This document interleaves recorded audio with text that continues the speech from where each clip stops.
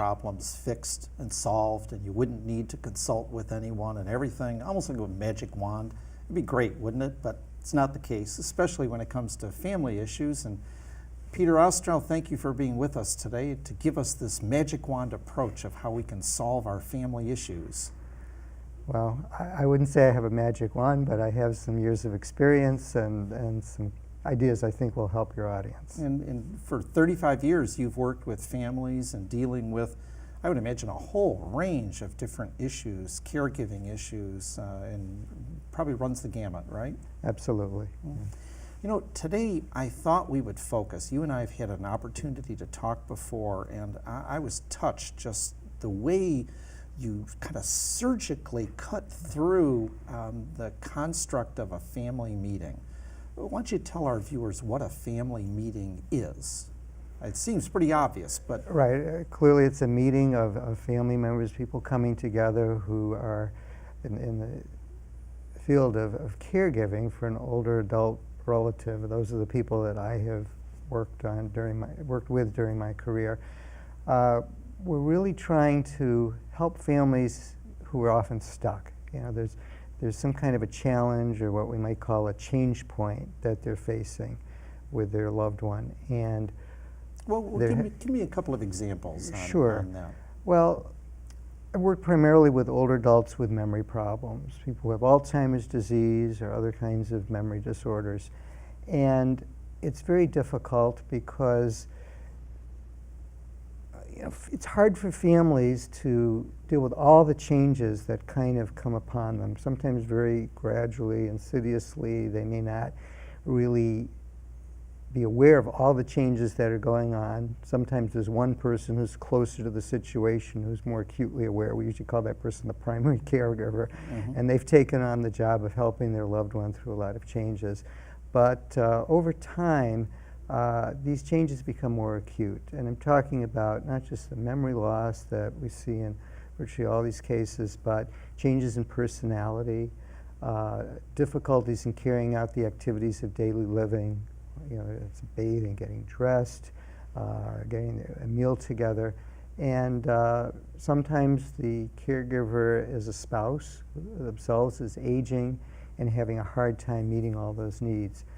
At certain points, there can be dangerous situations that develop. If the person's left alone, they may forget to turn off the stove. They may leave the door unlocked or even open. They may go outside, you know, looking for somebody or someplace and get lost. And all these present clear-cut dangers. And it's at that point often that families who are facing some kind of a crisis realize that they can't continue the same way, but they're not sure how to proceed. Well, so here comes one family member, rushes in from out of state and goes in the house and, Mom, you got to stop doing that. Dad, you can't do that anymore. And we see that reaction, don't we? Sure. Is that an effective response? Well, unfortunately, no, because by the time that things have developed to that point with a loved one with memory loss, they're usually not going to just kind of reason with another family member and say, you know, you're right. I really, I need some help, and maybe somebody needs to come in and spend some hours helping me get through the day, or maybe I can't manage the house alone anymore, even with my wife who's aging and can't, you know, carry out all the activities of daily living or help me with those. And at that point, it would be very easy if they said to their relative, sure, I'll sign up for the program. They tend not to be aware, first of all, not to have the memory of what's happened that might have gotten them in trouble, whether it was wandering away or leaving the stove on. Those are just a couple of things that we've heard about many, many times. And generally, there's a number of family members who are involved, sometimes smaller number, sometimes a greater number, that some may take seriously what's going on, others may poo-poo the changes. Sometimes the professionals that are involved just say, well, you know, Mom or Dad are just aging, this is kind of normal, this is what happens, you know, we really can't do anything about it. They sometimes take a fatalistic attitude. What we have found is that that usually leads to greater problems if you don't So find a that way kind to of intervene. paralysis of action really isn't a good solution. No, it's not. And it's very hard there's a lot of help out here, but it's very hard for caregivers to navigate the vast array of services, both public and private, that are out there. Even for those of us in the field, it's a challenge sometimes keeping up with, home care companies and all the other specialized services that sometimes need to be brought into play. Okay, so it sounds like a crisis could generate it, a cry out for help, just dealing with the confusion and the vast array of services, like you said. Is there one person over another who should be calling for a family meeting? Well, I think anybody who really identifies these problems is the one to kind of initiate calling for a family meeting. I'd say most often it's either a family caregiver that has just themselves, there's so much stress involved in caring for somebody with major memory loss. It's been called a 36-hour day. It feels like that to try to take care of all the problems that arise. So sometimes the caregiver themselves gets to that point and they want to cry out for some kind of help from other family members. So who should they call? Well, I think that they need to start with the members of the family who have been involved over the years.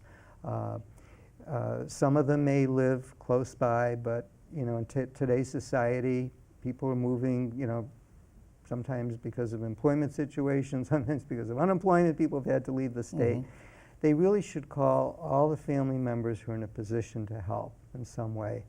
And what should they be asking them or telling them in a call like this? well, I think they have to be honest, first of all, and let the other family members know, if this is a primary caregiver, that they need help. That's sometimes very hard for some people to admit. Yeah, I can handle everything. Nobody's That's right. gonna, I mean, sometimes they are very dedicated and they're very good at it, but everybody has their breaking point.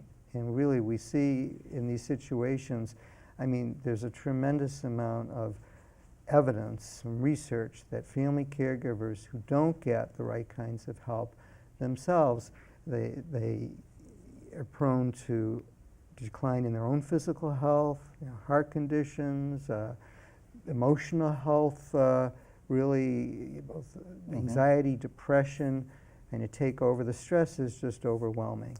Well, if we are dealing with a caregiver who, say, is denying those personal problems that they have, and they're, superwoman, superman, Right. is it appropriate for another family member to call for a family meeting to say? Oh, absolutely, absolutely. Sometimes, if the denial is too great on the part of the caregiver, it's like you said, somebody may come from out of town and assume that everything's been going smoothly and realize there's a lot of gaps in care. They come and open the refrigerator and they find that there's food that's been piling up for weeks that hasn't been, eaten, and the laundry isn't being done, and maybe the person's latest prescriptions haven't been filled, or they haven't even got to a doctor's appointment. And those, again, present another kind of crisis that we see very frequently.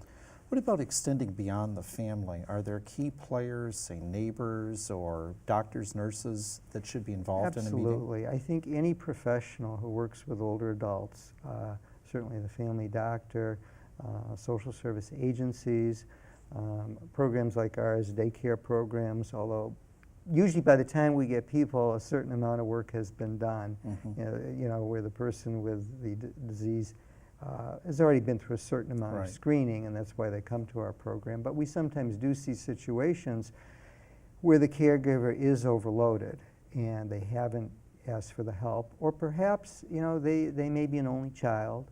There may not be people in the immediate area who are family members who can help, and they need to kind of work with a professional, and we have social workers on site, but there's other professionals too who can help out and help them find the resources they need to bring into the home. Okay. Now this family meeting, so we gather all the key players, we make that determination. Where do we have a meeting like, well, I guess one more key player, does the parent who needs the help, are they involved in the meeting as well? I think ideally, if they're still at a point where they are aware enough to focus on some of the changes that are happening, to realize the reality that they do need some help, that they can't do it all by themselves.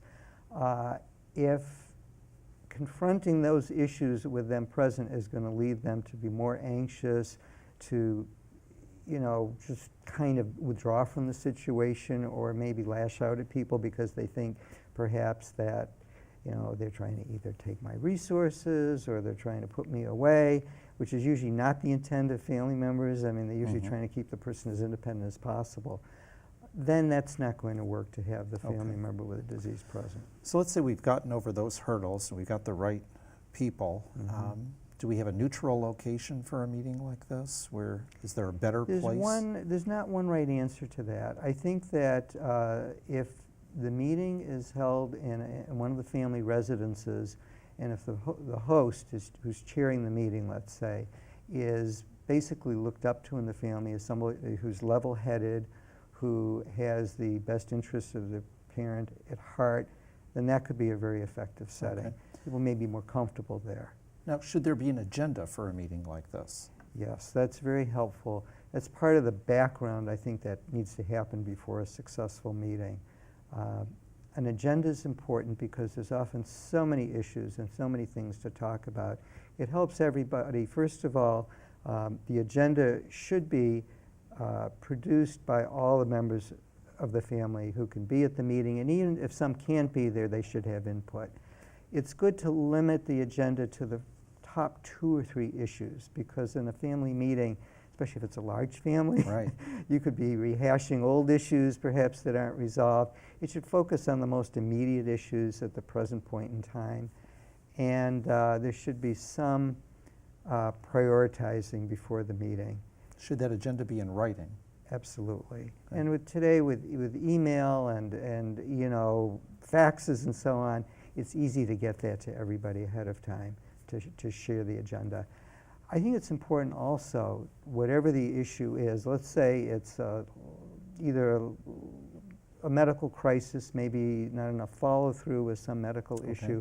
It's important to gather all that information ahead of time, to have updated doctor's records. They don't have to be all the long, detailed consultations, but maybe the primary physician's report, list of current medications. If there's other issues going on, maybe financial issues. Today a lot of people have been victimized by identity theft and other kinds of fraud. There's a lot of scams going on. If those kinds of things are occurring, it's important to get some of the legal resources involved and to have that information available. So again, not necessarily all the detail, but to have the basic information to give a good snapshot picture for the person. And for all the family members present. Okay, good. So we've got the right players. We know there's a need for a meeting. We've got a written agenda, and we're going to do some basic preparation. And now we're going to take a break and come back and figure out what we do with all of this good information that we've gathered to have an effective family meeting. We'll be right back.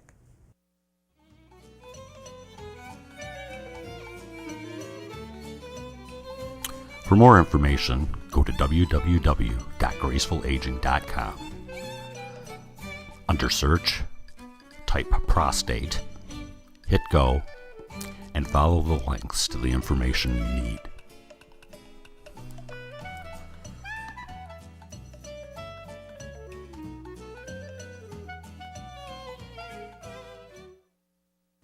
Well, thanks for coming back. We're talking about family meetings with Peter Ostrow.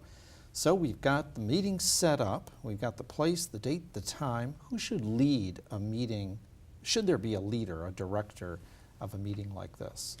I think it's helpful to have one person who takes that responsibility, a family member who's just well regarded and trusted by the rest of the family, who's seen as somebody who has the interests of the older adult at heart, and who's willing to really work with the group that's present. Boy, it sounds like that could be the first time for sibling rivalries to come up. No, I'm going to lead. You're not going to lead. You always lead.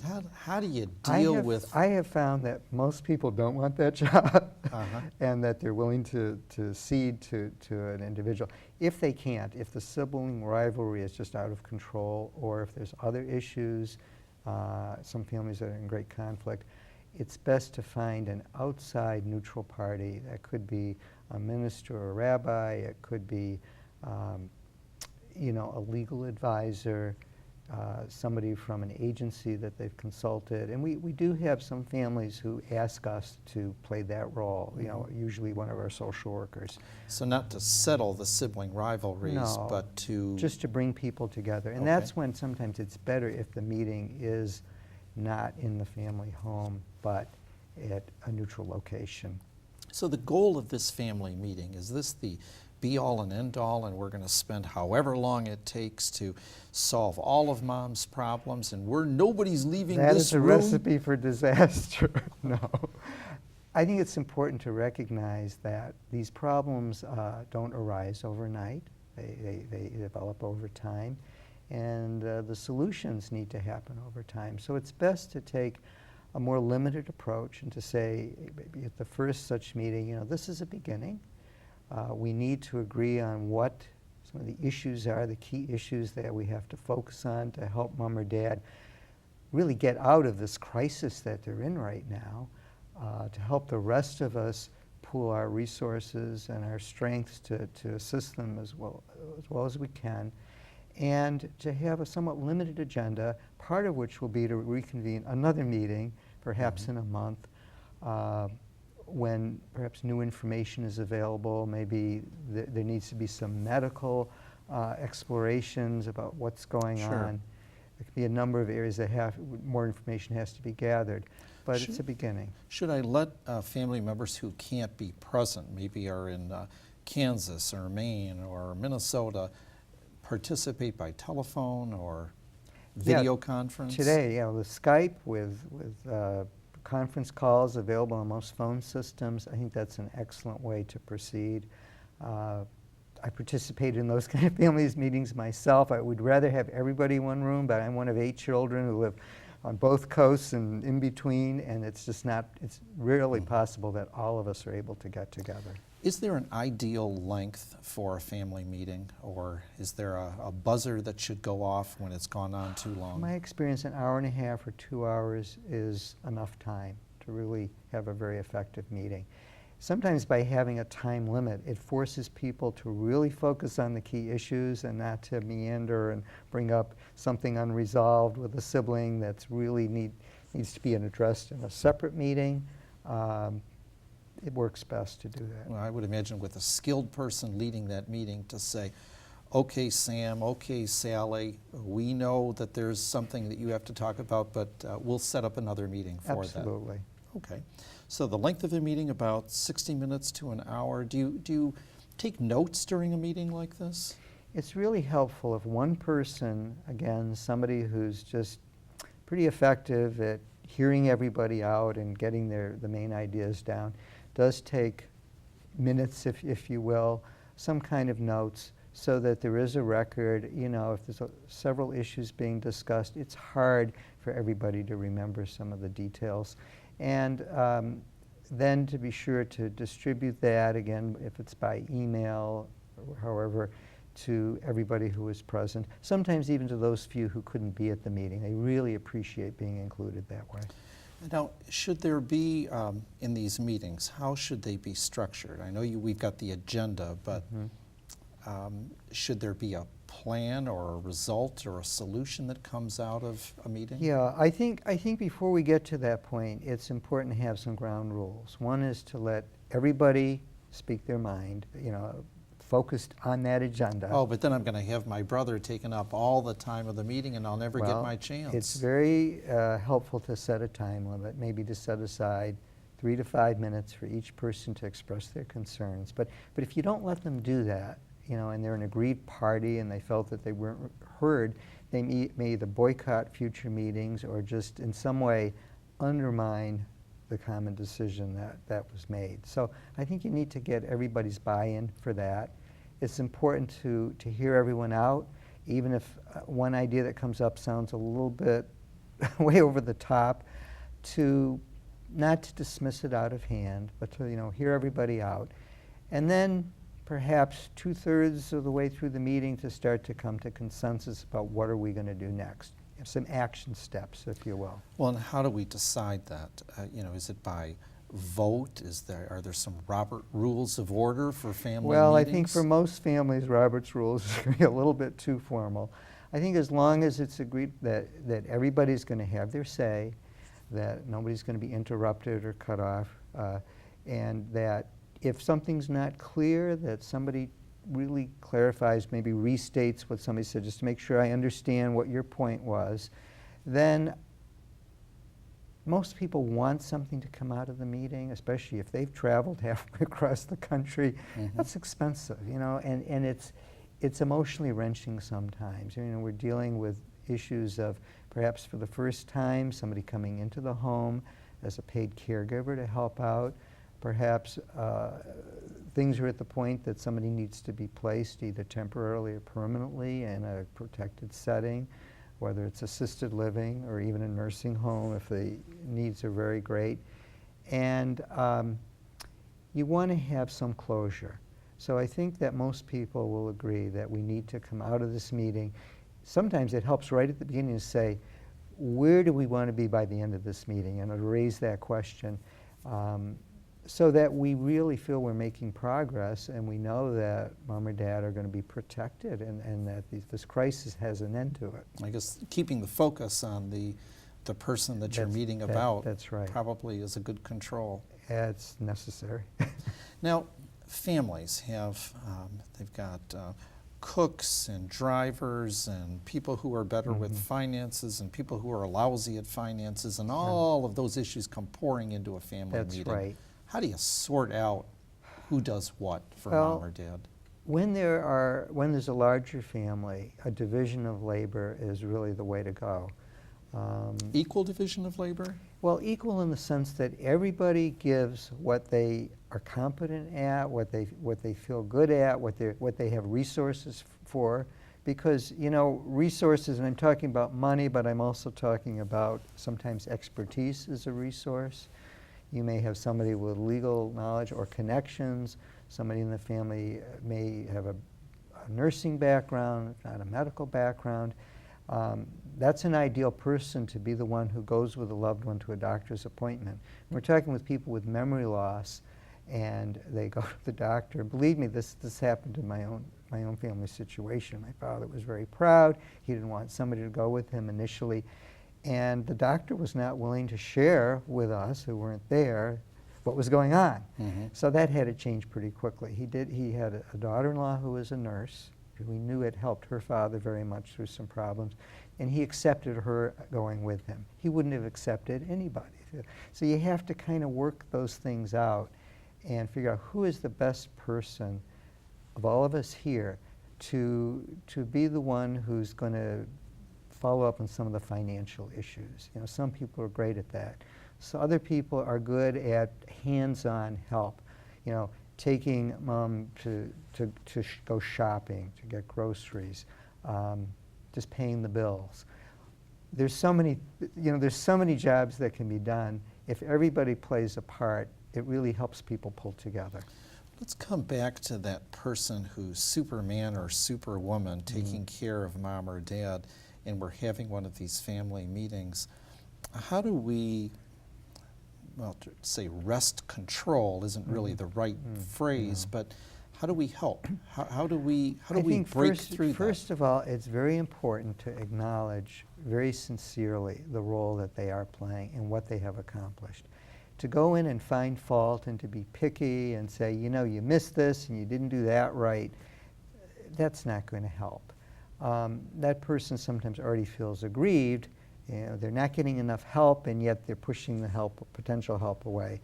So I think you have to really, for the other people to acknowledge that, to recognize that, but to honestly say that they've seen that person also is having some difficulties. And that call they got in 3 a.m. in the morning that they couldn't take this any longer. It takes different forms, but some other people will have recognized that. So I think offering just very candidly, is there something, and to be very specific about what the help is. It's not beneficial to come in and say, well, I'll do whatever you need. That's very vague. But to give some specifics, on a certain day at a certain time, I want you to go out and take care of what you need to get done, whether it's a doctor's visit, and I'll stay with Mom. Good point. And I'll be there for her. Yeah, I would imagine that specific offer really, it carries weight to it. And that applies to friends too. Sometimes friends want to help, but they don't, and they'll just give that blanket, call me when you need me. Well, what does that mean? Mm-hmm. and there's a suspicion on the part of the person who does need the help that, well, they may not really say yes, and what do I do then? So if you can give a specific offer, it's very usually taken to heart and appreciated. Very good point. Now, we've had a successful family meeting, we've scheduled a second family meeting, and we've solved all the crises of the moment, and things seem to be going well. Should family meetings be a regular part of every family, and once a year, every 6 months? Do you have any guidelines? It's hard to time it that concretely because, changes don't come up in any regular order, whether they're medical changes or financial crises.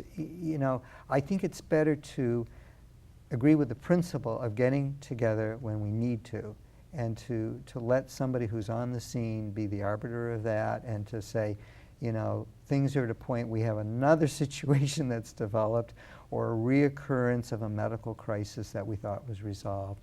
Or perhaps a caregiver that was helping very much has just disappeared and we don't know where she went. Mm-hmm. She went back to Nigeria, or she had a family crisis. I mean, these are things that have happened to people we've worked with. So we need to regroup. And so, at those points, use the family meeting. Yeah, we have a structure now. Maybe not everybody can get there this time, but as long as several people are willing to make that effort, and stay in touch with everybody else.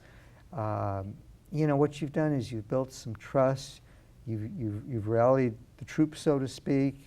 People feel comfortable now working in this way, and you don't necessarily have to have every player there for every meeting. Well, Peter Ostrow, you've helped so many families with this very practical advice and a good tool for families to use. Thanks for being with Graceful Aging. Well, thank you very much. My pleasure. Good luck on your family situation. Use the family meeting. Make it effective for your family, and graceful aging can occur in your house too. Thanks for being with us. We'll see you next time.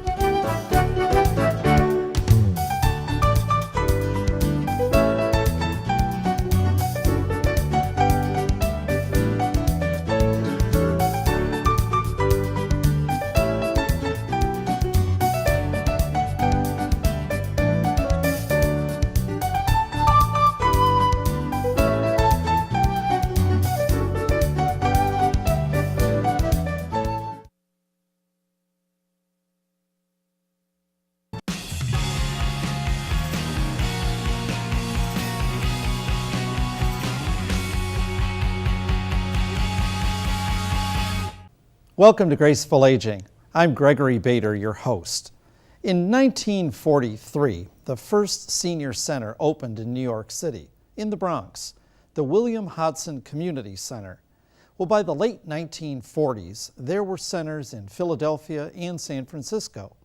When John F. Kennedy was in office, there were 218 centers nationwide.